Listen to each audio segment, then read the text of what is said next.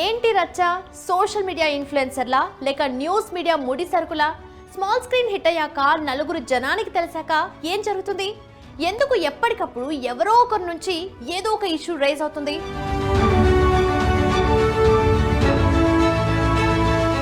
హర్ష సాయి తెలుగునాట యూట్యూబర్ చూసే వాళ్లకు ఈ పేరు గురించి పెద్దగా చెప్పనక్కర్లేదు, అందుకే నేరుగా విషయంలోకి వెళ్ళిపోదాం. ఈ యూట్యూబర్ పై తాజాగా ఓ అమ్మాయి హైదరాబాద్ నార్సింగి పోలీసులకు కంప్లైంట్ చేశారు. తనకు మత్తు మందిచ్చి అత్యాచారం చేసి తనకు తెలియకుండా తన నగ్న వీడియోలు తీసి బ్లాక్మెయిల్ చేస్తున్నారని, ప్రేమ పెళ్లి పేరుతో మోసం చేశారని, తనకు హర్ష నుంచి ప్రాణహాని ఉందన్నది ఆమె ఇచ్చిన కంప్లైంట్ లో కీలక విషయాలు. ఆమె సమర్పించిన ఆధారాలతో పోలీసులు 376, 354 సెక్షన్ల కింద కేసు నమోదు చేశారు.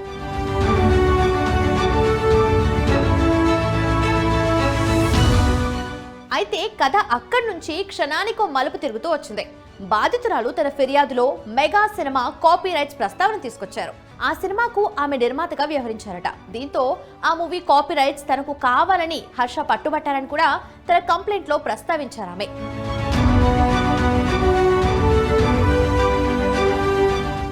విషయం బయటపడినప్పటి నుంచి హర్ష మాత్రమే కాదు, ఆయన ఫ్యామిలీ మొత్తం గాయం. ముంబైలో ఉన్నాడని కొందరు, కాదు ఇంకెక్కడికో వెళ్ళాడని మరికొందరు, ఇలా రకరకాల కథనాలు వినిపించాయి. అంతలో సడన్ గా సోషల్ మీడియా అకౌంట్ లో ఓ పోస్ట్ పెట్టాడు. డబ్బు కోసమే తప్పుడు ఆరోపణలు అంటూ కొత్త ట్విస్ట్ ఇచ్చాడు. తనపై వచ్చిన ఆరోపణలకు తన అడ్వకేట్ సమాధానం చెప్తారంటూ చెప్పుకొచ్చాడు. మరోవైపు పరారీలో ఉన్న హర్ష సాయి కోసం పోలీసులు గాలింపు చేపట్టారు. హర్ష సాయి కుటుంబ సభ్యులు కూడా అజ్ఞాతంలోకి వెళ్లినట్టు తెలిసిందే. హర్ష సాయితో పాటు అతని ఫ్యామిలీ మెంబర్స్ ఫోన్లు స్విచ్ ఆఫ్ చేశారన్న వార్తలు కూడా వచ్చాయి. ఈలోగా బాధితురాలి అడ్వకేట్ మీడియాతో మాట్లాడారు. మెగా మూవీ రైట్స్ ఇవ్వకపోతే ఆమె వీడియోలు వైరల్ చేస్తారంటూ బెదిరించారంటూ తీవ్ర ఆరోపణలు చేశారు. హర్ష సాయి మీద బాధితురాలు ఇచ్చినటువంటి కంప్లైంట్ ఏంటి, పోలీసులు ఏం చెప్తున్నారు? మీ అందరికీ తెలుసు, ఇప్పుడు విక్టిమ్ ఎవరైతే ఉన్నారో ఆ మూవీకి సంబంధించిన హర్ష సాయి చేసిన మూవీకి సంబంధించిన మెగా మూవీకి సంబంధించిన ప్రొడ్యూసర్. ఆ టీజర్ ఎంత గ్రాండ్గా రిలీజ్ చేశారు, ఎంత రీచ్ వెళ్ళింది, పాన్ ఇండియా రేంజ్లో వాళ్ళు దాన్ని ఎలా చేశారు అనేది మనకు క్లియర్గా తెలుస్తుంది. ఈ ప్రొడ్యూసర్స్ ఎవరైతే ఉన్నారో హర్ష సాయిని ఫస్ట్ ఒక సాంగ్ కోసం అప్రోచ్ అవ్వడం జరిగింది. సో ఆ సమయంలో అతను నా దగ్గర ఒక స్టోరీ ఉంది, మనం దీన్ని డెవలప్ చేసి తీస్తే నేను ప్రభాస్ కన్నా గొప్ప రీచ్కి వెళ్ళే పరిస్థితి ఉంటుంది, ఎక్కువ ప్రాఫిట్స్ వస్తాయని నమ్మకాన్ని అతను క్రియేట్ చేశాడు. వీళ్ళు కూడా అతనుకున్న ఫేమ్ని యూజ్ చేద్దాము, మనం కూడా ఒక ప్రాఫిట్లోకి వెళ్తామన్న ఉద్దేశంతో అలా ఇన్వాల్వ్ అవ్వడం జరిగింది. సో హర్ష సాయి ఈ ప్రొడ్యూసర్స్ ఎవరైతే ఉన్నారో వీళ్ళని నాకు అకామిడేట్ చేయండి, నేను ఇక్కడ స్టే చేయాలి కదా అని అంటే వీళ్ళు ఒక విల్లాని అకామిడేట్ చేశారు. ఆ విల్లాలో ఇతను ఆల్మోస్ట్ 1 year స్టే చేశాడు. ఆ స్టే చేసిన సమయంలో ఈ ఎవరైతే విక్టిమ్ ఉన్నారో ఆ విక్టిమ్ని మీరు ఆ విల్లాకి రండి, మన స్క్రిప్ట్ గురించి డిస్కస్ చేయాలని ఒకసారి పిలిపించి తనని ఒక పార్టీలాగా ఆఫర్ చేసి ఇంటాక్సికేషన్ అంటే తనని మత్తు పదార్థాల ద్వారా కానీ దీని ద్వారా కానీ అంటారు ఇంటాక్సికేషన్ అనేది, తనని మత్తులో అంటే తనకు తెలియని విధంగా తన అన్కాన్షియస్ స్టేజ్లో ఉన్నప్పుడు తనకి సంబంధించినటువంటి కొన్ని ప్రైవేట్ వీడియోస్ని వీటన్నిటిని తను పిక్చరైజ్ చేసి తర్వాత next day very next day అవి చూపించి దావి బ్లాక్మెయిల్ చేయడం అనేది క్లియర్గా మనకి విత్ ఎవిడెన్సెస్ తోటి ఆల్ ప్రూఫ్స్ తోటి పోలీస్ వారికి సబ్మిట్ చేయడం జరిగింది. యాక్చువల్గా హర్ష సాయి డబ్బులు డిమాండ్ చేశాడు అనే దాని గురించి కంప్లైంట్లో ఎక్కడా లేదు. తనకు జరిగిన ఆ వీడియోని చూపించి తనని ఫిజికల్గా ఎలా అసలు చేశాడు అండ్ ఎలా విక్టిమ్ ఇబ్బందులకు గురైంది, తనని ఏ విధంగా టార్చర్ చేశాడు అనే పాయింట్స్ మీద అంతా ఉంటుంది. ఆ తర్వాత ఈ విషయాన్ని ఎప్పుడైతే తన కో ప్రొడ్యూసర్ గారితో డిస్కస్ చేసిన వెంటనే వాళ్ళ ఫాదర్ దృష్టికి విషయాన్ని తీసుకెళ్ళడం జరిగింది. వాళ్ళ ఫాదర్ దృష్టికి ఎలా అంటే హర్ష సాయి ఎక్కడ వీళ్ళు లీగల్ స్టెప్స్ తీసుకుంటారో అన్న ఇదితోటి నేను లవ్ చేస్తున్నాను అనే నమ్మకాన్ని క్రియేట్ చేసి వాళ్ళ ఫాదర్తో కూడా మాట్లాడితే వాళ్ళ ఫాదర్తో షేర్ చేసిన వెంటనే వాళ్ళ ఫాదర్ తన కాల్లోనే ఆల్రెడీ చెప్పేసేసాడు, మేము డీఫేమ్ అయిపోతాడు హర్ష సాయి, తన కెరీర్ స్పాయిల్ అయిపోతుంది, మ్యారేజ్ నేను ఎట్టి పరిస్థితుల్లో చేస్తాననే ఒక ఫాల్స్ ప్రామిస్ని వాళ్ళ ఫాదర్ చేసి ఇష్యూని క్లోజ్ చేద్దామని ట్రై చేశారు. సరే ఎలా జరిగింది ఏదో జరిగిపోయింది, డ్యామేజ్ మనకు ఆల్రెడీ, మనం ఈ లైఫ్ ఇలా కంటిన్యూ అవుదన్న ఉద్దేశంతో వాళ్ళ పిక్చర్ని ప్రొడ్యూస్ చేసి పిక్చర్ని ఆల్మోస్ట్ మీరు టీజర్ రిలీజ్ చేస్తే ఎంత గ్రాండ్గా రిలీజ్ చేశారని మనకు క్లియర్గా తెలుస్తుంది. కాపీ రైట్స్ ఇవ్వను, నేను పెళ్లి చేసుకుంటాను అని ప్రపోజల్ పెట్టాడు. సో వీళ్ళకి తన కో ప్రొడ్యూసర్తో డిస్కస్ చేసినప్పుడు తన కో ప్రొడ్యూసర్ దీన్ని డిఫెండ్ చేశాడు, అలా కాపీ రైట్స్ ఎలా ఇస్తాము మనం తనని నమ్మి అన్న ఉద్దేశంతో. సో తను ఆల్రెడీ ఇలాంటి క్రిమినల్ యాక్టివిటీస్ మన దగ్గర మనం ఫేస్ చేస్తున్నాము, తన హెరాస్మెంట్ని మనం కాపీ రైట్స్ ఎందుకు ఇవ్వాలి అనేటువంటి డిస్కషన్ జరిగింది. స్ప్రెడింగ్ రూమర్స్ అండ్ నా దగ్గర ఇంటెన్షనల్గా అప్పుడే ఇమీడియట్గా చేయలేదు, మార్పుడు చేసి అండ్ కొన్ని క్లోన్ అండ్ డబ్బింగ్ సంబంధించినటువంటి టెక్నాలజీస్ అన్నీ యూజ్ చేసి అండ్ వీళ్ళే తప్పు చేశారు అనే పిక్చర్ పోర్ట్రేట్ చేయాలనే ఉద్దేశంతో మూవీ నుంచి తనకు తానుగా తప్పుకుంటున్నట్టు ఎలాంటి ఇన్ఫర్మేషన్ ఇవ్వకుండా వీళ్ళని థ్రెటన్ చేస్తూ బ్లాక్మెయిల్ చేస్తూ ఎన్నో ఇబ్బందులకు గురి చేశాడు. అండ్ నాకు పొలిటికల్గా ఇన్ఫ్లుయెన్స్ ఉంది అండ్ నా మీద బెట్టింగ్ వాళ్ళు ఎన్ని కంప్లైంట్స్ ఇచ్చినా నన్ను ఎవరు ఏ డిపార్ట్మెంట్ ఏం చేయలేకపోయింది, నన్ను ఎవరేం చేస్తారని ఒక ధీమాలో అతనుండి డిపార్ట్మెంట్ అండ నాకుంది ఆంధ్రప్రదేశ్లో. సో ఈ ఉద్దేశంతో ఆ వర్డ్స్ యూజ్ చేసినవి కూడా కంప్లైంట్ కాపీలో మెన్షన్ చేయడం జరిగింది. ఆంధ్రప్రదేశ్లో డిపార్ట్మెంట్ నాకు సపోర్ట్ చేస్తూ ఉంది అన్నటువంటి విషయాన్ని క్లియర్గా కంప్లైంట్ కాపీలో మెన్షన్ చేయడం జరిగింది.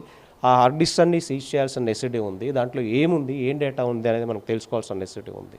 ఇప్పుడు వీడియో రికార్డ్ చేశారని చెప్పేసి చెప్తున్నారు. సో ఆ వీడియోని ఎక్కడైనా ఇతను మిస్యూజ్ చేశాడా, లేదంటే ఎవరికైనా ఫార్వర్డ్ చేయడం కానీ లాంటివి జరిగిందా?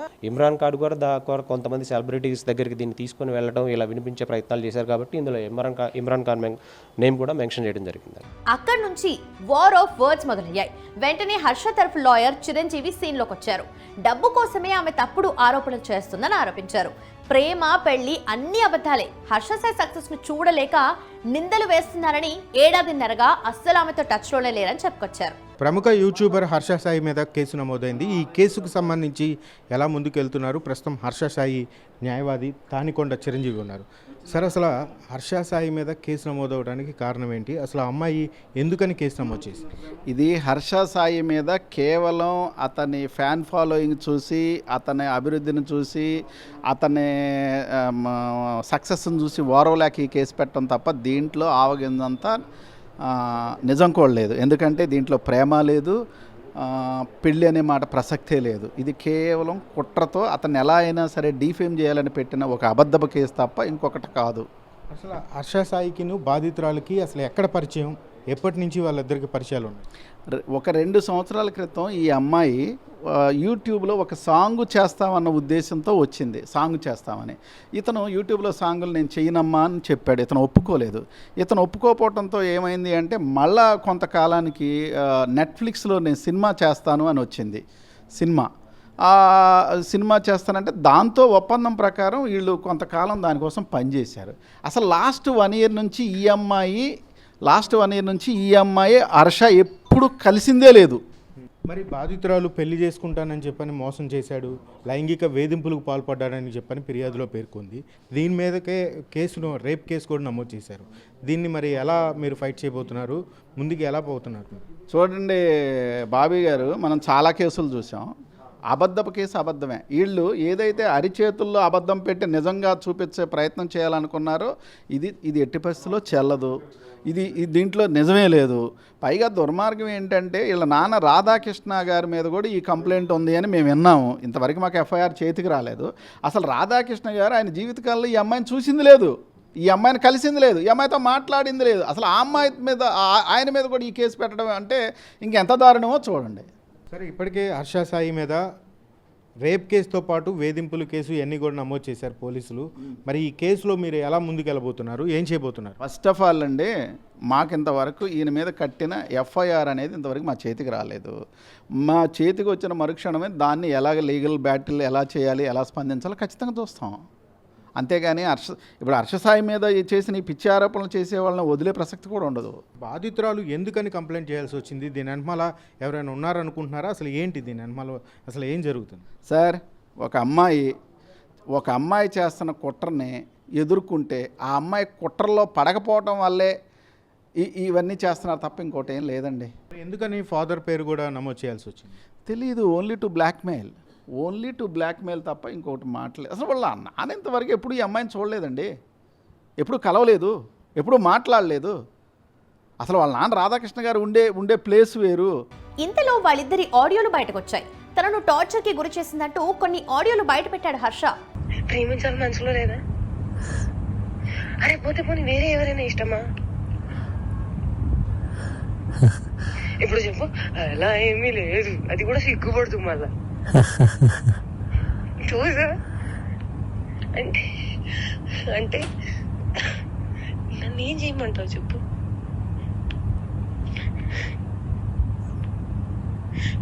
నువ్వేం చేయాల్సిన అవసరం లేదమ్మా, నువ్వు ఇప్పటిదాకా చేసింది చాలు.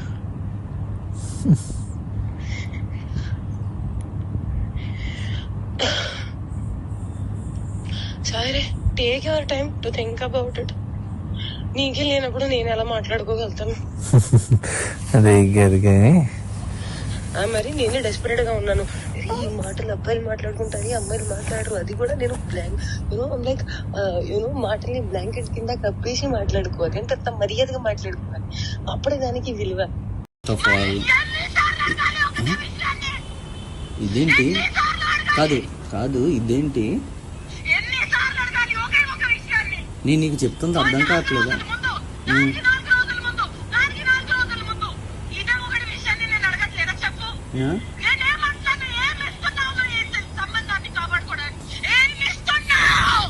ఇఫ్ ఐ టెల్ యూ మనం ఎక్కడికైనా బయటకు వెళ్దామంటే యూల్ బి లైక్ నో పనులు ఉంటాయి, ఎందుకు బయటకు పోవాలి అంటే you are like that. But అలా కూడా కాదు, you will be like interested. ఏం చేద్దామని అనుకుంటున్నావు జీవితం చెప్పు.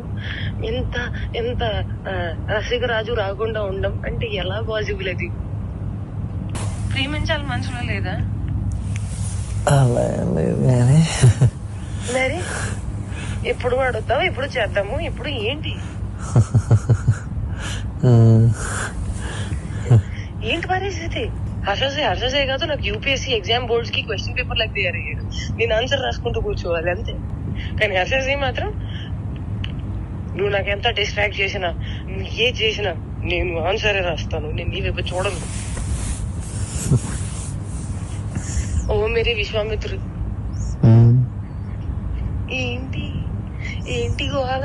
వయసు పోతుంది. సో ఇది ఇప్పటి వరకు జరిగిన కథ. ఈ ఇద్దరి గొడవలో ఎవరు బాధితులున్న సంగతి తేల్చాల్సింది పోలీసులు. చూద్దాం ఈ ఎపిసోడ్ ఇంకా ఎన్ని మలుపులు తిరుగుతుందో.